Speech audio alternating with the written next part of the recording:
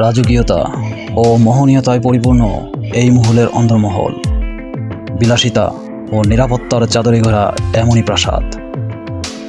এটি এমনই সিন্ধুক যে সিন্ধুকের রয়েছে 89টি তালা। আজ এমনই কিছু দেখব যা দেখে নিজেকে বিলিয়ে দেব শত শত বছরের ইতিহাসের গহীনে।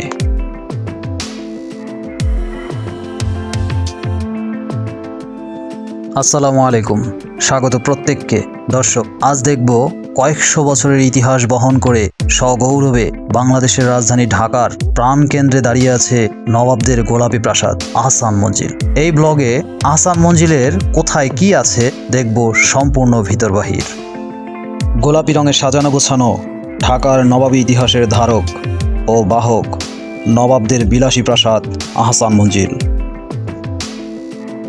গোলাপি রঙের এই প্রাসাদটি ঢাকার বুড়িগঙ্গা নদীর তীরে ইসলামপুর এলাকায় নিজের দাপট ছড়িয়ে দাঁড়িয়ে আছে। আহসান মঞ্জিলের সৌন্দর্য পর্দায় দেখে আপনার মন ভরানো প্রায় অসম্ভব,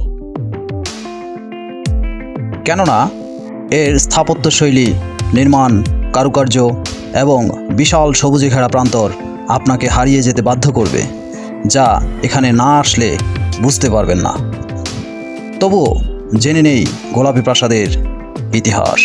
এটি অষ্টাদশ শতাব্দীর মাঝামাঝি সময়কালে তখনকার জামানপুর পরগনার জমিদার শেখ এনায়েতুল্লাহ একটি রংমহল প্রতিষ্ঠা করেন। তার মৃত্যুর পর তার ছেলে শেখ মতিউল্লাহ ফরাসি বণিকদের কাছে এটি বিক্রি করে দেন, যা বহুদিন বাণিজ্য কুটির হিসাবে মানুষ চিনত।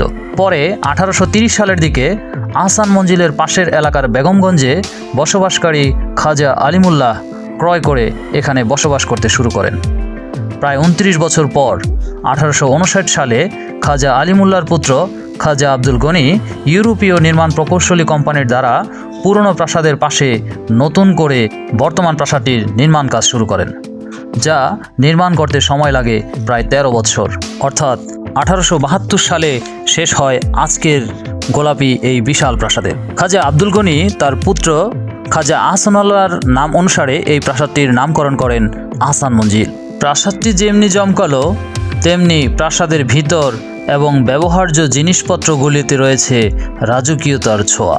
নবাবদের ব্যবহার্য রাজ সিন্ধুক, যে সিন্ধুকে ব্যবহার করা হয়েছে প্রায় 89টি তালা। এছাড়াও এই কক্ষটিতে রয়েছে আরও বেশ কয়েকটি সিন্ধুক। রাজকীয় বিশাল আয়না,